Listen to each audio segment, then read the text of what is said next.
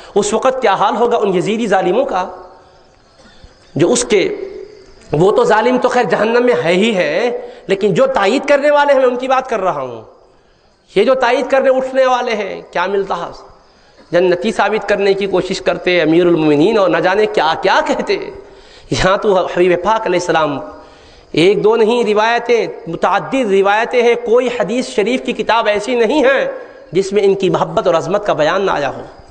کوئی تفسیر کی کتاب ایسی بتاؤ جس میں ان کی عظمت کا چرچا نہ آیا ہو.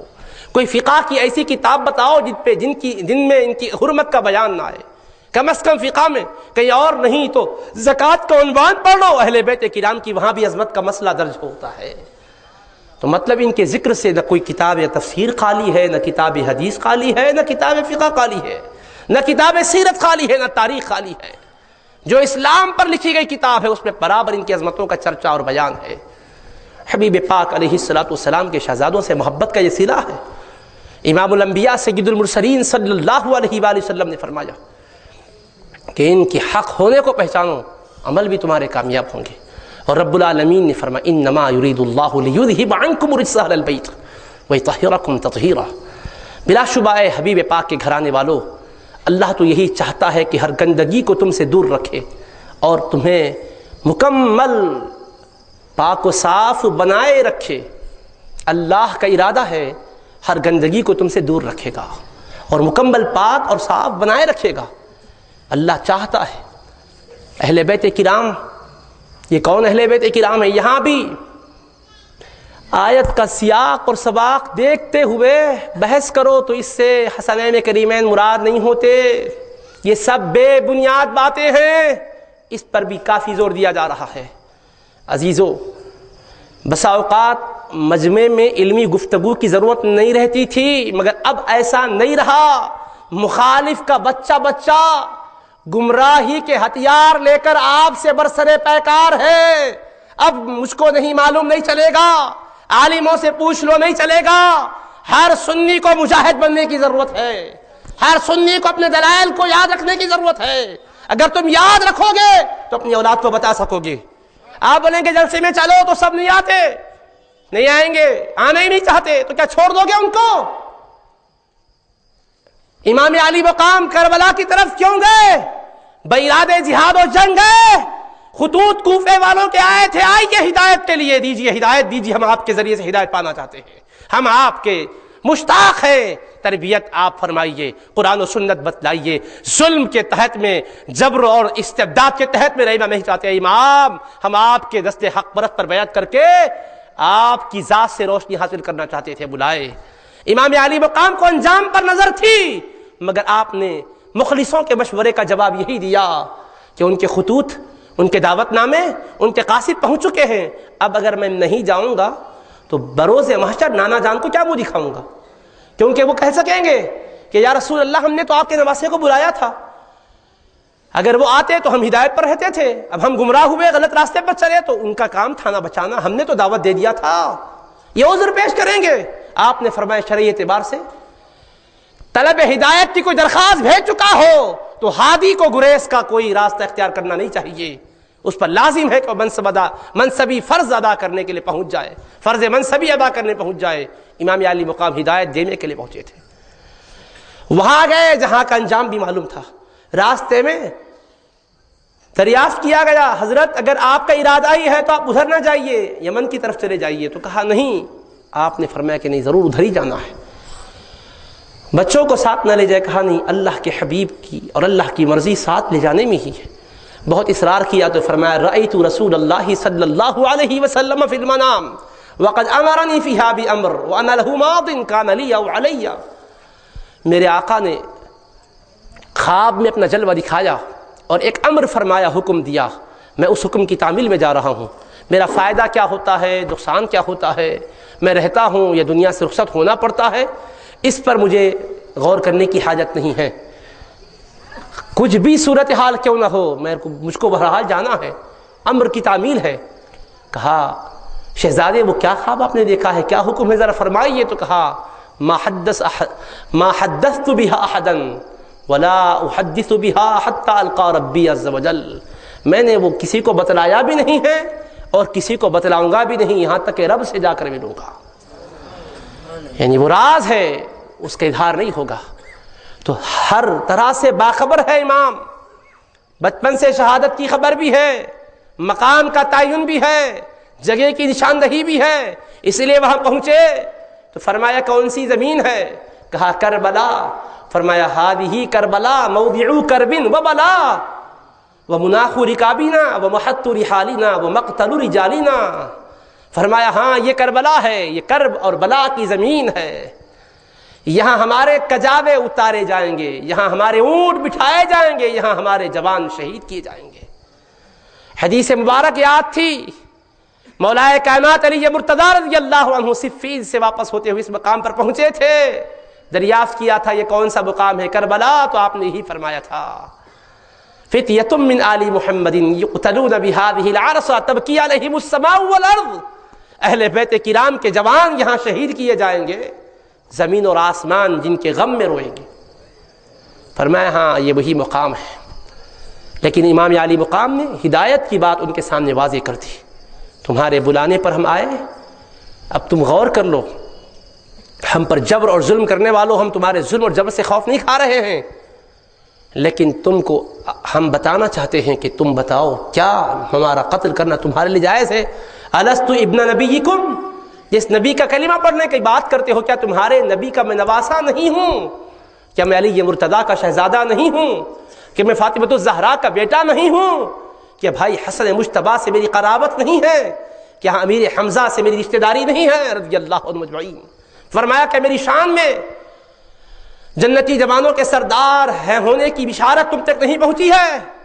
پھر بولو اب روئے زمین پر کون تمہارے نبی کا نواسا ہے؟ بتاؤ جنتی جوانوں کا سردار کون ہے؟ امام نے آخری وقت تک سمجھایا، لیکن ظالموں نے، شقیوں نے، بدبختوں نے، پلیدوں نے اپنی آخرت کو برباد کر لیا تھا دنیا کی خاطر. مردار دنیا کے کتے خان باد عالیہ کے نفوس قدسیہ کی شہادت کے درپے ہوئے، پانی بند کیے، پھوکا پیاسا رکھتے ہوئے ان مقدس چمنستان مصطفیٰ کے پھولوں کو انہوں نے مسل دیا. اس عظیم قربانی کے نتیجے میں اسلام بچ گیا. کیوں؟ امام علی مقام اگر خاموش بیٹھتے، ہاں میں ہاں بھر دیتے، بیعت اس کی قبول کر لیتے، دنیاوی اعتبار سے تو راحت اور آسانیاں رہتی تھی، مگر صبح قیامت تک آنے والے نوجوانوں کے لیے عزیمت کی کیا مثال رہتی تھی. کیونکہ شرعاً جب ظلم و جبر بڑھ جائے، استبداد اور بربریت، دہشت گردی اپنے شکنجے کسنے لگ جائے، اور مد مقابل سے پنجہ آزمائی کی سامنے والے میں ہمت نہ رہے، تو شریعت اجازت دیتی ہے کہ آپ کوئی اور راستہ اختیار کر سکتے ہیں جان بچانے کے لیے. امام علی مقام کے سامنے شریعت کا وہ آپشن تھا. قرآن میں بھی آیا الا من اکرہ وقلبہ مطمئن بالایمان، جبر کیا جائے، دل ایمان پر جمع ہوا ہو، اور وہ زبان سے کوئی اگر ایسا لفظ بول دے دل میں حق پر قائم رہتے ہوئے، تو گنجائش ہے کب؟ جبکہ تلوار، نیزہ، تیر، ریوالور، مشین گن لے کر ختم کرنے کی دھمکی دی جا رہی ہو تو اجازت ہے. لیکن اس میں بلند ہمتی کا کام یہ ہے جان کی پرواہ کیے بغیر حق کا پرچم بلند کرتا ہو دنیا سے رخصت ہو جائے، کٹنا گوارا کر لے، مگر کلمہ باطل کو ایک لمحے کے لیے بھی ادا نہ کرے، قبول نہ کرے. امام علی مقام کو وہ بھی معلوم تھا قانون، یہ لوگ سکھانے چلے، حالات کو دیکھ کر خاموش بیٹھ جانا تھا. جی گھرانہ تو بھی نبی کا بچ جاتا تھا. اب ایک نیا انداز اختیار کیے. ہمارا مقصد بھی یہ تھا کہ حبیب کے گھرانے والے اور دنیا میں رہتے تھے نا تھوڑے دن تک، اپنے سے کٹ جانا اچھا ہے کیا؟ اب دیکھو کتنی بے دینی سے آ رہا ہے یہ سیلاب، رنگ بدل بدل کر، روپ بدل بدل کر آ رہا ہے، نئے رنگ چڑھا چڑھا کر آ رہا ہے. دوستو بے خبر بھی نہیں رہنا، اور اپنے گھر کے بچے کی خبر لینا، کہیں یہ فتنے کی لپیٹ میں تو نہیں آ رہا ہے. میں پوری ذمہ داری سے بول رہا ہوں، ایسے گھرانوں کو میں جانتا ہوں عوامی رابطے کی وجہ سے، الیکٹرانک میڈیا سے تعلق کی وجہ سے، کہ جن کے گھر والے بالکل علیحدہ ہو چکے. ہاں چل رہے یہ سب، کہاں یہ داستانوں پہ چلیں گے؟ تاریخ پہ ہے اسلام، جھوٹی تاریخ ہے یہ واقعہ کا. اتنی لمبی داستان بنا کے پیش کریں رلانے کے لیے، غم تازہ کرنے کے لیے، ساری باتیں ہیں میاں، یہ کچھ نہیں. قرآن و سنت میں اتنا اہم واقعہ ہوتا تو تفصیلات آتی تھی، ایسی کوئی تفصیل ہے ہی نہیں. ارے اندھو، قرآن و سنت میں نہیں ہے کہتے ہو، سب کچھ موجود ہے، ان کے حق ہونے کا بھی بیان ہے اور واقعے کی تفصیلات کا بھی بیان ہے. یہ تو ہمارے آقا کا احسان ہے, ہمارے لیے آقا علیہ السلام نے سب کچھ بتلا دیا. واقعے کربلا کے جزیات کا بھی بیان ہے, کلیات کا بھی بیان ہے, امام علی مقام کی قربانی کا بھی بیان ہے, اور حق کے لیے ہوگی اس کا بھی بیان ہے. اٹھاؤ کنز المال میں حدیث پاک ہے. حبیب پاک فرماتے ہیں ان ابنی یعنی الحسین یقتل بارض من ارض العراق یقال لها کربلا فمن شہد ذلك منهم فلینصره. میرا بیٹا حسین کربلا کی زمین میں شہید کیا جائے گا. حبیب فرما رہے شہید کیا جائے گا. اب شہید کیا جائے گا فرمانے والے ان کے مقصد اور مشن کا بھی تعین کر رہے ہیں کہ دنیا کے لیے نہیں ہوگا, دین کی حمایت میں ہوگا. کیوں؟ آگے فرمائے فمن شہید ذلک منہم فلینصرہ. اب جو وہاں موجود رہے گا, جس کے کانوں تک یہ بات پہنچے گی کہ جنگ چھڑ رہی ہے, اس کی ذمہ داری ہے کہ میرے بیٹے کی حمایت میں کھڑا ہو جائے. کیوں؟ اس لیے کہ بیٹے کی حمایت میں آقا فلینصرہ فرمایا. اب بولو خاندانی عصبیت کی لڑائی کو آقا اہمیت دیتے ہیں کیا؟ نہیں, مگر آقا نے کیا بیٹے کی حمایت میں کھڑے ہونا لازم ہے. دین والے مصطفیٰ دنیا کی تائید کی بات نہیں فرماتے. میرا بیٹا سراسر دین ہوگا, اس کی تائید دین کی تائید ہوگی, اس کی حمایت دین کی حمایت ہوگی. کھڑے ہو جانا چاہیے. بلال بن حارث رضی اللہ عنہ راوی حدیث ہے, وہ جب ان کے کانوں میں یہ آواز آئی کہ کربلا میں امام آئے ہیں, ظالم جنگ مسلط کر رہے ہیں, تو فوراً پہنچتے ہیں اور اسی حدیث کی وجہ سے عمل کر کے شہید بھی ہوتے, شریک ہوتے ہیں, پھر شہید ہو جاتے ہیں. تو تائید دین کے لیے یہ قربانی تھی, دنیا کی نہیں تھی. حدیث مصطفیٰ سنایا, میں ایک تاریخی روایت نہیں سنایا آپ کو میں. اور سنو آگے شہید ہونے کے بعد کیا ہوا, یہ بھی جامع ترمذی میں حدیث شریف ہے. حضرت سلمہ رضی اللہ عنہ ام سلمہ رضی اللہ عنہ کے پاس گئیں. جس وقت گئیں وہ رو رہی تھی. پوچھنے لگی اے ام المؤمنین کیوں رو رہی ہو؟ تو جواب دیا شہدت رأیت رسول اللہ صلی اللہ علیہ وسلم فی المنام وعلی رأسہ ولحیتہ التراب. میں نے اللہ کے حبیب کا دیدار کیا خواب میں. رأیت رسول اللہ صلی اللہ علیہ وسلم تعنی فی المنام, میں نے آقا کا دیدار کیا. ابھی خواب میں جو آیا نا, حضرت ام سلمہ نے نہیں فرمایا تعنی, یہ راوی وضاحت کرے تعنی ان کی مراد فی المنام خواب ہے. میں نے حبیب کا دیدار کیا, یعنی کے الفاظ, تعنی کے الفاظ کہاں ہیں؟ راوی کی طرف سے, یعنی وہ مراد لیتی ہیں کہ خواب میں دیکھا. انہوں نے جو مراد لیا ڈکلیئر نہیں کیا, یہ روایت کرنے والے بعد والے اس کا تعین کیا. کیوں؟ اس لیے کہ آدمی اتنا ہی سمجھ سکتا خواب میں دیدار کرنے کو, آگے کی بات ہر ایک کے سمجھ میں نہیں آتی نا. اس لیے محدثین کا طریقہ ہے کہ مطلب جتنا آدمی سمجھ سکتا اتنا ہی بتلاتے ہیں, اس سے زیادہ بولے تو آدمی الجھ جائے گا, اس لیے اتنا بتلاتے. ورنہ بخاری میں یہ حدیث شریف بھی آ گئی ہے من رآنی فی المنام فسیرانی فی الیقظہ, جو خواب میں میرا دیدار کرے گا وہ بیداری میں مجھ کو دیکھ لے گا, فرمایا آقا نے. تو ام سلمہ رضی اللہ عنہا نے نہیں کہا تھا خواب میں دیکھا, وہ روایت میں بیان کرنے والے بات کے راوی تانی لگائے, اس سے ان کا مطلب خواب میں. ورنہ ان کا کہنا تو مطلق ہے میں نے آقا کو دیکھا اس حال میں وعلی رأسہ ولحیتہ التراب, حبیب کے سر انور پر اور داڑھی مبارک پر گرد و غبار ہے. میں حیرانی میں پوچھی میرے آقا کیا ہو گیا؟ فرمایا شہدت قتل الحسین آنفا, میں امام حسین کی شہادت گاہ میں ابھی موجود تھا, وہاں سے آیا.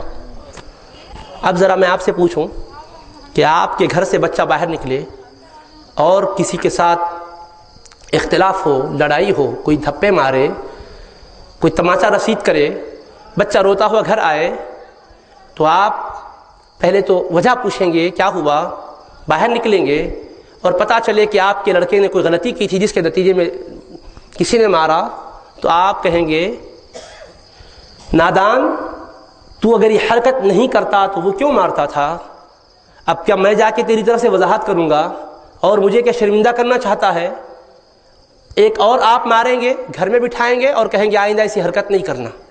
غلط کام پر کوئی تائید کرتے آپ لوگ؟ ہم اپنے بچوں کی نہیں کرتے, آپ اپنے بچوں کی نہیں کرتے. اب آؤ حبیب پاک فرماتے ہیں, ام سلمہ کا بیان ہے رضی اللہ عنہ, میں نے آقا کو دیکھا, دیدار کیا.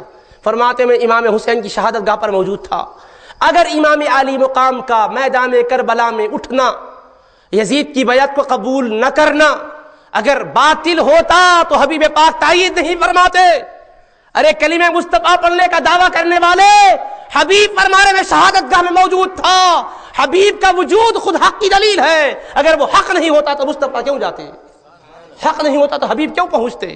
حبیب نے فرمایا میں شہادت گاہ حسین سے آ رہا ہوں. تو امام علی مقام کی شہادت گاہ پر آقا علیہ السلام کا جلوہ افروز ہو جانا بھی اس کے حق کی دلیل ہے. اس لیے عرض کیا کہ پہلے کی روایتیں سنائے تو کیا کہتے ہیں نہیں جی تھے، بعد میں ذرا تھوڑا مزاج میں سختی آ گئی تھی، ان کے بے ادبی کے جملے سنانے کی ہمت نہیں، ایسے ایسے الفاظ بول رہے ہیں یہ لوگ. اب واقعے کے بعد کی روایت ہے یہ تو ترمذی میں جو آئی، ام سلمہ جو فرمائی روتے ہوئے رونے لگی اور رو کر فرمائی کہ حبیب پاک کا جلوہ دیکھی ہوں. حبیب نے فرمایا وہاں جا کر آیا ہوں. تو باطل کی جگہ حبیب جاتے ہیں؟ ہم کو حکم کیا دیا؟ باطل جہاں ہے وہاں نہ جاؤ. ایمان والوں کی تعریف کیا ہے؟ والذین لا یشہدون الزور. باطل جگہوں پر گناہ مومنوں کی شان یہ ہے وہ خود نہیں جاتے. اگر باطل کام امام علی مقام کا ہوتا قسم خدا کی مصطفیٰ نہ جاتے. امام الانبیاء تشریف لے جا کر ام سلمہ کو دکھا کر بتلا دیے اے کلمہ پڑھنے والوں حجت میں نے تمام کر دی. میرا شہزادہ کربلا میں یزیدیوں پر حجت تمام کیا، شہید ہو گیا. قیامت تک آنے والوں میں تشریف لے جا کر ام سلمہ کے پاس تشریف لا کر وہاں جامع کا ذکر کر کے قیامت تک آنے والوں حجت تمام کرتا ہوں. اب گمراہی میں نہ رہنا. میرے بیٹے کی قربانی حق و ہدایت کی قربانی ہے، دین و صداقت کی قربانی ہے. اللہ اکبر یا رسول اللہ زندہ باد. تو حضرت نبی پاک علیہ الصلوۃ والسلام دین دینے والے مصطفیٰ علیہ السلام ہمیں سمجھا رہے ہیں. ہم دین محمدی کے ماننے والے ہیں تو پھر اس سے گریز کی کیا راہ اختیار کریں؟ کیوں راہ اختیار کرنا چاہتے ہو؟ ہم کو تم سے ہمدردی ہے اس لیے سمجھا رہے ہیں. اللہ کے محبوب صلی اللہ علیہ وسلم کے شہزادوں سے، ان کے کردار سے ہی عظمت اسلام کو سمجھو. وہ حبیب پاک علیہ الصلوۃ والسلام نے ان شہزادوں سے متعلق کتنی عظمتیں بیان فرمائی ہیں. کنز العمال میں طبرانی شریف میں حدیث پاک ہے، عبداللہ ابن عباس رضی اللہ عنہ راوی ہیں. امام الانبیاء علیہ السلام عصر کی نماز پڑھا رہے تھے، چوتھی رکعت میں تھے. شہزادگان حسنین کریمین آ کر پشتے تھر پر سوار ہو گئے. حبیب پاک علیہ الصلوۃ والسلام نماز سے فارغ ہونے کے بعد انہیں اتار کر سامنے بٹھائے.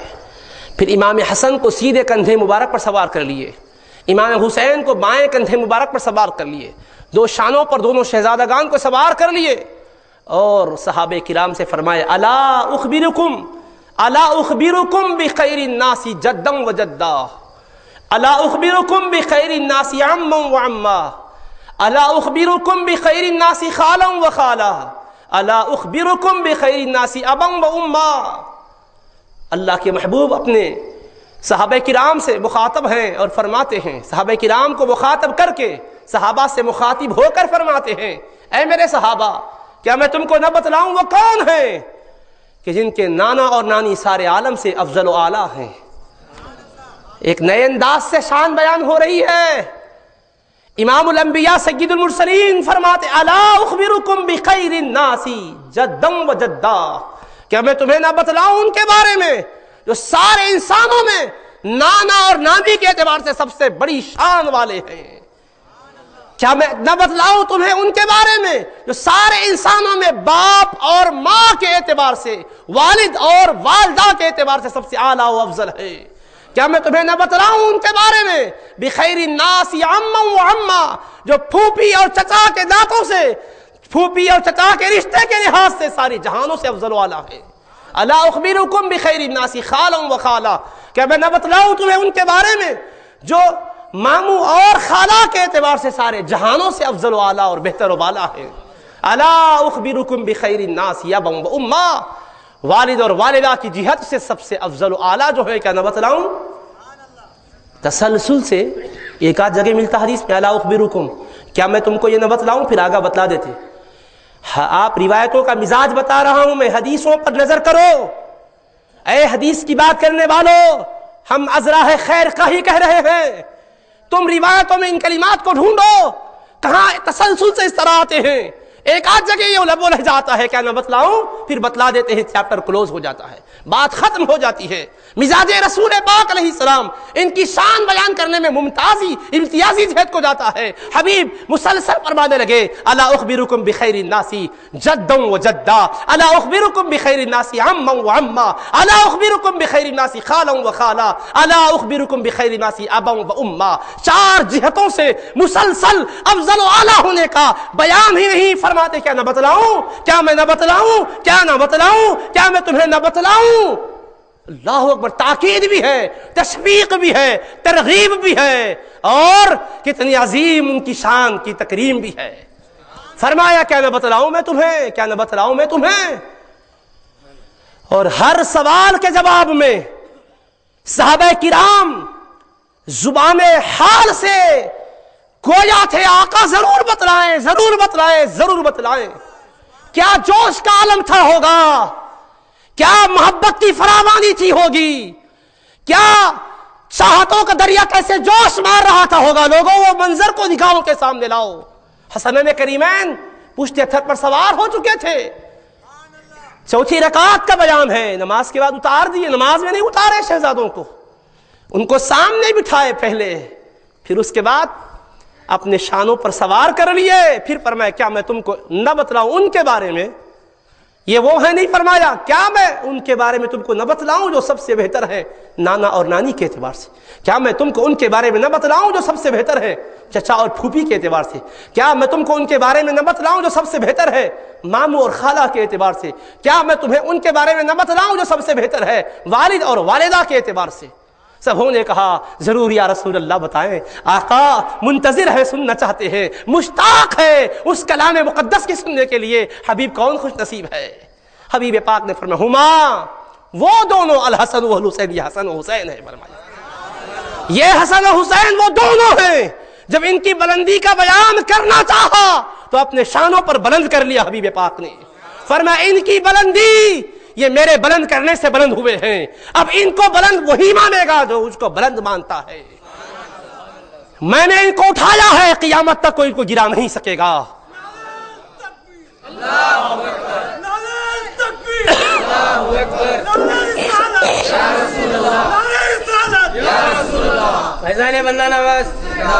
تو ان کو اٹھا کر آقا علیہ السلام سوار کر لیے، ہاتھوں میں لے کر بھی فرما سکتے تھے مگر شہزادوں کو زحمت ہوگی، بٹھا لیا، سوار کر لیا اور پیار سے فرمانے لگے، چار طریقوں سے فرمایا۔ پھر اس کے بعد ہما وہ دونوں الحسن والحسین، یہ حسن اور حسین ہے، وہ دونوں یہ حسن و حسین ہے رضی اللہ۔ اب اس کے بعد آگے کیا فرمانے لگے، حسن و حسین ہے کیسے، جدہما رسول اللہ صلی اللہ علیہ وسلم۔ میرے آقا یہ بھی فرما سکتے تھے یہ رسول اللہ کے نواسے ہیں، مگر فرماتے ان کے نانا جان اللہ کے رسول ہیں، نبیوں کے سردار ہے، حبیب کردگار ہے، شافع روزے شمار ہے۔ حبیب پاک اب ان کی نسبت عظمت بتا رہے ہیں، یہ حسن و حسین وہ ہیں کہ جن کے نانا جان اللہ کے رسول ہیں۔ وجدتہما خدیجہ بنت خویلد، اور ان کی نانی جان حضرت خدیجہ بنت خویلد رضی اللہ عنہا ہے۔ نانی جان حضرت خدیجہ ہے، نانا جان حضرت حبیب کبریا ہے۔ سبحان اللہ۔ وامہما فاطمۃ بنت رسول اللہ صلی اللہ علیہ وسلم، اور ان کی امی جان حضرت فاطمۃ الزہرا ہے جو رسول پاک علیہ السلام کی شہزادی ہے۔ حبیب پاک چاہے تو یہ بھی کہہ سکتے تھے نا جی جدہما انا، ان کے نانا میں ہوں، مگر جدہما رسول اللہ فرمایا، ان کے نانا جان اللہ کے رسول ہیں، تو بتایا یہ نواسے اللہ کے رسول کے ہیں، ان کے نانا رسول اللہ ہے۔ اس نسبت کو کبھی نہ بھولو، محمد رسول اللہ پڑھنے والوں، کلمہ پڑھنے والوں، اس نسبت کو نہ بھولو، جدہما رسول اللہ صلی اللہ علیہ وسلم، ان کے نانا جان اللہ کے رسول ہیں۔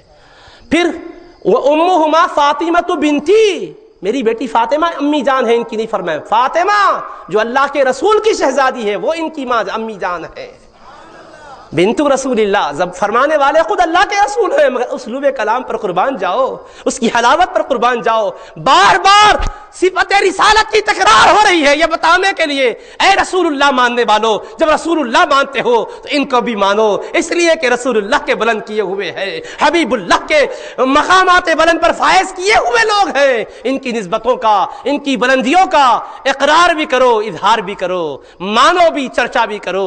حبیب پاک علیہ السلام فرما رہے ہیں، اور آگے فرمایا وہ ابوہما علی ابن ابی طالب، ان کے والد بزرگوار علی ابن ابی طالب رضی اللہ عنہ ہے، وعمہما جعفر ابن ابی طالب، اور ان کے چچا جان جعفر ابن ابی طالب ہے، وعمتہما ام ہانی بنت ابی طالب، اور ان کی پھوپھی جان ام ہانی بنت ابو طالب رضی اللہ عنہا ہے۔ فرمایا وخالہما القاسم ابن رسول اللہ صلی اللہ علیہ وسلم، پھر رسالت کی شان کا ذکر ہے، ان کے ماموں جان حضرت قاسم ہیں جو اللہ کے رسول کے شہزادے ہیں، حضرت قاسم ابن رسول اللہ صلی اللہ علیہ وسلم۔ پھر فرمایا وخالاتہما، اور ان کی خالائیں رقیہ و زینب و ام کلثوم، فرمایا رقیہ، زینب اور ام کلثوم رضی اللہ عنہا ہے۔ حبیب پاک علیہ السلام ارشاد فرماتے ہیں زینب و رقیہ و ام کلثوم، زینب ہے، رقیہ ہے، اور ام کلثوم رضی اللہ تعالی عنہن ہے، یہ ان کی خالائیں ہیں۔ حبیب پاک علیہ السلام اس کے بعد کیا فرماتے ہیں؟ اب سنیے، بات ختم نہیں ہوئی، یہ تو یہ ہیں، یہ چار جہتوں سے ساری انسانیت میں اعلیٰ اور رفع ہیں۔ پھر آگے فرمایا جدہما فی الجنہ و جدتہما فی الجنہ و امہما فی الجنہ و ابوہما فی الجنہ و عمہما فی الجنہ و عمتہما فی الجنہ و خالہما فی الجنہ و خالاتہما فی الجنہ وہما فی الجنہ ومن احبہما فی الجنہ۔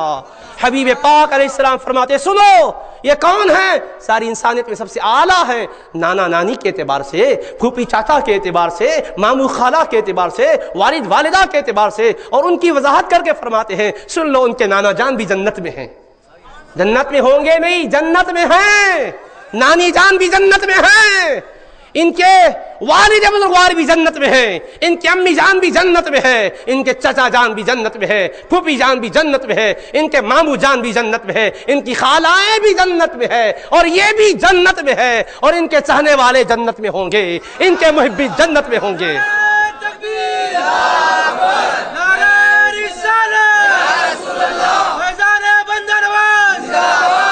تو عزیزان محترم، حبیب کریم علیہ السلام فرماتے ایک ایک کا تذکرہ کیا، الگ الگ جدا جدا فرمایا یہ سب جنت میں ہے، جنت میں ہے، جنت میں ہے۔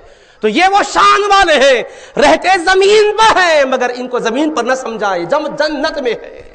تم ان کے ظاہری دنیا کے ظاہری قدموں کو نہ سمجھو، یہ دنیا میں رہ کر جب جنت میں ہے تو بتاؤ جنت میں لغو ہوگا، جنت میں بےہودگی ہوگی، جنت میں جھوٹ ہوگی، جنت میں کوئی غلط کام ہوگا؟ قرآن سے بتاؤ، وہاں لا يسمعون فيها لغوا ولا تأثیما الا قیلا سلاما سلاما، جنت میں کوئی لغو کام نہیں ہوگا، جنت میں کوئی گناہ کا کام نہیں ہوگا۔ جب یہ جنت میں ہے حدیث کی روشنی میں آقا نے فرمایا تو قسم خدا کی کھا کے آپ کہہ سکتے ہیں ان کی زبان لغو نہیں بک سکتی، یہ گناہ کے کام نہیں کر سکتے، ان کا اٹھنا بھی دین ہے، بیٹھنا بھی دین ہے، چلنا بھی دین ہے، سونا بھی دین، جاگنا بھی دین ہے، آنا جانا دین ہے، رہنا بسنا دین ہے، ان کی ہر ادا دین ہے، اس لیے کہ رہتے دنیا میں ہے مگر جنت میں ہے۔ مصطفیٰ نے فرما دیا جنت میں ہے، حبیب نے فرما دیا۔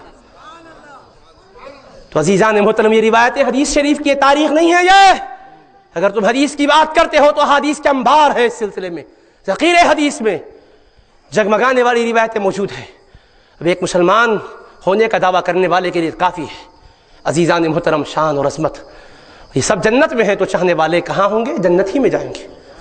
ان کے نقش قدم پر چلنے والے، کیونکہ ان کے نقوش پا پر پلکوں کو بچھانے والے یہ جنت میں ہیں، تو ان کے قدموں کے پیچھے نظریں قدموں سے پر جما کر پیچھے چلنے والے چاہنے والے جنت ہی میں ہوں گے۔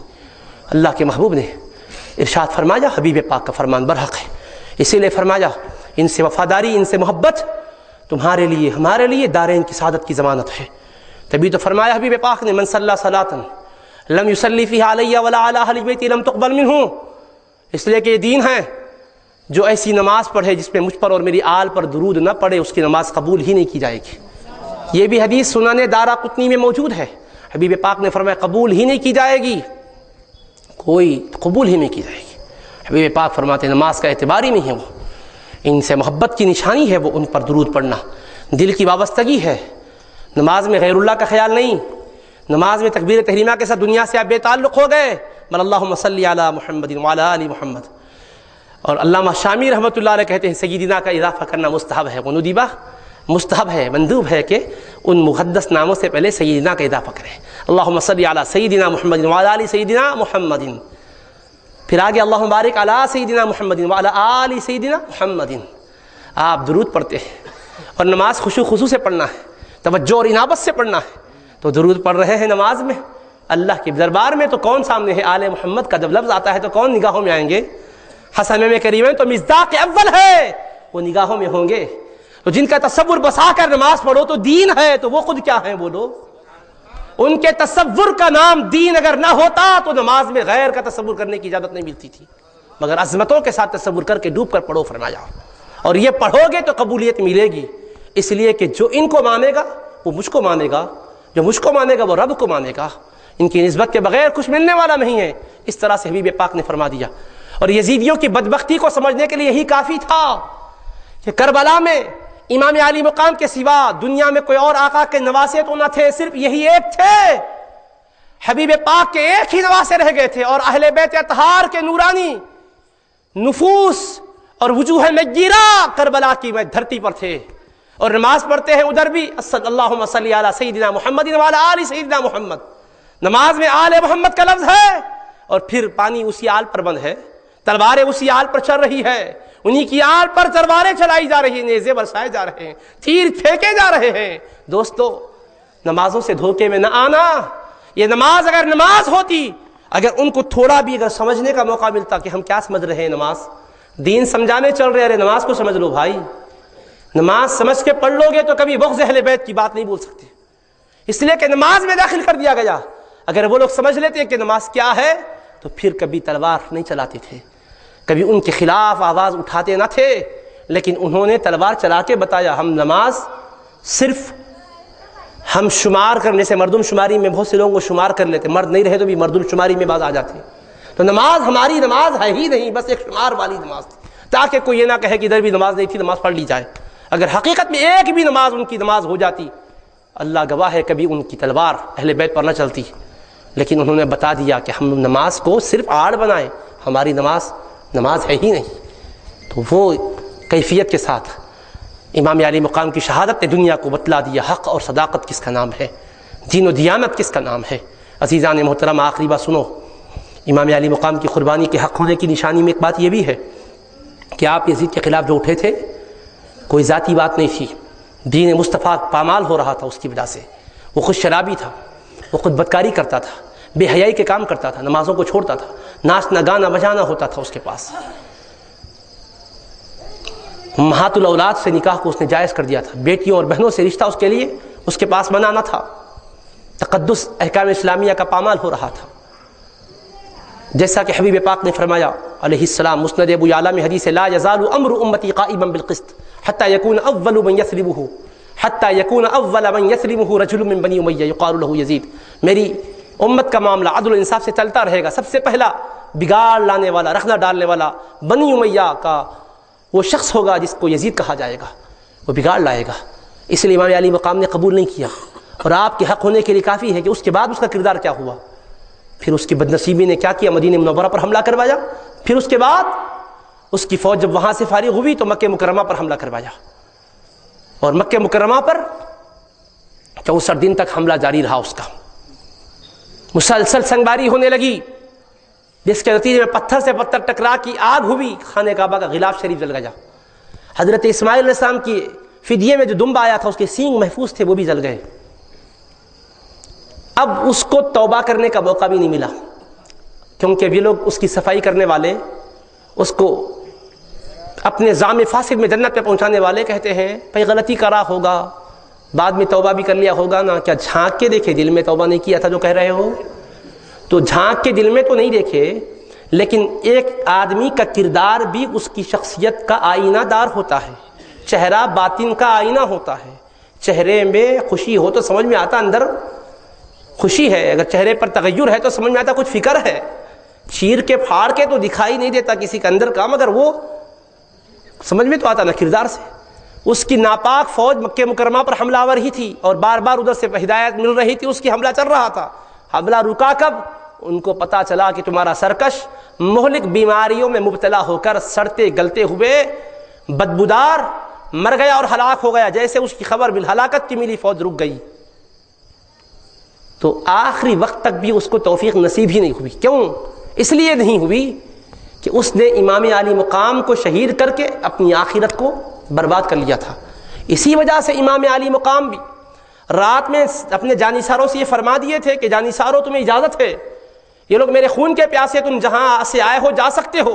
مگر ان جانثاروں نے کہا اے امام جب تک ہم ہوں گے کسی کا تیر آپ پر نہیں آئے گا، ہم پہلے قربان ہوں گے، بعد میں پھر آپ کی باری آئے گی. لیکن کربلا میں کیا ہوا؟ امام علی مقام رضی اللہ عنہ کے جانثاروں نے اجازت چاہی تو آپ نے اجازت دے دی. امام اگر چاہتے تاکید کے ساتھ کہ نہیں کوئی جانثار نہ جائے، کوئی خاندان کا فرد نہ جائے، میں پہلے جاؤں گا، میں شہید ہو جاؤں گا، بس ختم ہو جائے گا قصہ. اگر آپ سختی کر دیتے تو کوئی جانثار منشا کے خلاف آگے نہیں بڑھتا تھا، کبھی آگے نہیں بڑھتے تھے. وہ شہزادگان آگے نہیں بڑھتے تھے اگر آپ سختی کر کے روک دیتے. مگر آپ نے روکا نہیں. ان کی شہادت ہوئی، بعد میں آپ کی شہادت ہوئی، اور آپ کی شہادت کے بعد امام زین العابدین پورے گھرانے کے ساتھ پھر مدینہ منورہ مظلومیت کے ساتھ اسیری کے عالم میں لے کر آئے تھے. اب عرض کرنا یہ ہے کہ امام علی مقام اپنے جانثاروں کو اگر قطعی طور پہ روک دیتے تو کوئی ایک بھی آگے نہیں بڑھتا تھا، آپ ہی جاتے، شہید ہو جاتے. لیکن حضرت امام حسین نے ان کو بھی اسلام پر قربان ہونے کا موقع دیا. ان کی قربانی کا اللہ کے دین کی حفاظت کے لیے ہونا تو تھا ہی تھا، لیکن امام علی مقام شہزادہ مصطفیٰ علیہ السلام ہے، وہ اس نانا جان کے نواسے ہیں جنہوں نے مکہ مکرمہ میں دشمنوں کے پتھر کھا کر بھی ان کے لیے دعائیں دی ہے. طائف کے میدان میں آقا علیہ السلام کے خدمے میں قریبین لہو لہان ہو گئے. فرشتہ آ کر کہتا ہے حضور اللہ نے بھیجا ہے، اللہ کو جلال آ گیا، اللہ نے بھیجا ہے، فرشتے جا. حبیب اگر اشارہ کر دے تو دونوں پہاڑوں کو ملا کے سب برباد ہو جائیں. حبیب پاک نے فرمایا انما بعثت رحمتا لم ابعث لعانا، میں رحمت مجسم بن کر آیا ہوں، لعنت و بربادی کا میسج لے کر نہیں آیا ہوں. حبیب پاک کی وہ مقدس ادائیں سامنے تھی. میرے آقا آخری وقت تک ان کی ہدایت کے لیے بات کر رہے تھے. کوئی کچھ کہتا تو فرماتے اس سے خوش نہیں، خوشی اس وقت ہوگی جب تم مسلمان ہو جاؤ گے. حبیب پاک کی تو یہی دعوت تھی. امام نے اپنے جانثاروں کو قربان ہونے دیا اور یزیدیوں کو للکارتے رہے، دعوت حق دیتے رہے. اے اپنے تیروں کو لے کر، نیزوں کو لے کر، تلواروں کو لے کر ہمارے جانثاروں کو کاٹنے والوں، تم غصے میں، غم اور جذبے میں کاٹ رہے ہو. شاید تمہارا غصہ اب اگر اتر جائے گا اور تم توبہ کر لو گے تو میں محشر میں تمہاری شفاعت کر کے بخشوا لوں گا. امام علی مقام آخری وقت تک ان درندوں کو سمجھنے کا موقع دے رہے تھے. یہ سارے جانثار شہید ہو گئے، اب بھی سمجھ جاؤ اور تائب ہو جاؤ، میں تمہاری شفاعت کرنے تیار ہوں. ایک ایک کر کے اپنے شہزادگان کو، بھانجوں کو، بھتیجوں کو اور بھائیوں کو، اپنے گھرانے کے مقدس نو نہالوں کو، نبی رسول نبی پاک کے جگر پاروں کو شہید ہوتے رہنے کا موقع دیتے رہے، قربان کرتے رہے. اس کے بعد آخری مرحلہ آیا، خود کی باری آئی، تب بھی آپ ان کو سمجھائے اور خطبہ دیا. اے لوگوں اب بھی گریبان میں جھانک کر دیکھ لو، کیا تمہارے لیے میرا قتل جائز ہے؟ دیکھو میرے گردن پر تلوار چلا کے مجرم نہ بنو، میرا گلا کاٹ کر تم برباد اپنی آخرت کو مت کر لو. اب بھی تم اگر سنبھل جاؤ گے، توبہ کر لو گے تو میں اتنی قربانیوں کے باوجود، تمہارے اتنے ظلم کے باوجود، تم نے بھوکا بھی رکھا، پیاسا بھی رکھا، دریا پر تم نے پہرا بٹھا دیا اور ایک قطرہ بھی ہاشمی نوجوانوں کو پہنچتے نہیں دیا. جانثار شہید ہو گئے، گھر بار شہید ہو گیا. اس کے باوجود اگر تم اب بھی رک جاؤ گے تو میں تمہاری بخشش کرانے تیار ہوں. لیکن ظالموں نے آقا کے کردار کی قدر نہ کی، انہوں نے بدبختی کا مظاہرہ کیا، آپ کو شہید کر دیا.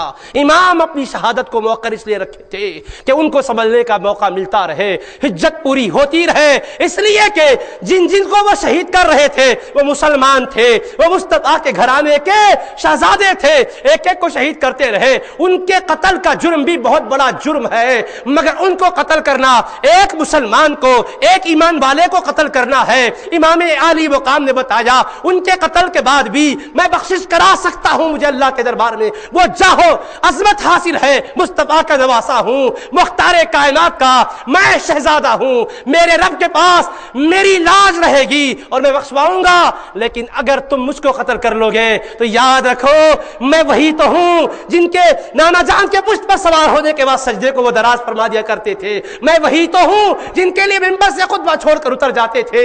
میرے نانا جان دنیا کے لیے نہیں اترے، دنیا کے خیال سے سجدے کو دراز نہیں کیے، اس لیے کہ میں دنیا ہوتا تو نماز میں دنیا کا خیال کرنا درست نہ ہوتا، مگر میں دنیا نہیں دین تھا، دین ہوں، اسی لیے دین کی خاطر سجدہ بھی دراز ہوا، دین کے خیال سے ممبر سے نیچے بھی آئے۔ اب اگر مجھے قتل کرو گے تو میرا قتل ایک مسلمان ہی کا قتل نہیں ہے، اسلام کا قتل ہے، ایک ہدایت والے ہی کا نہیں ہدایت کا قتل ہے، ایک شریعت والے ہی کا نہیں شریعت کا قتل ہے۔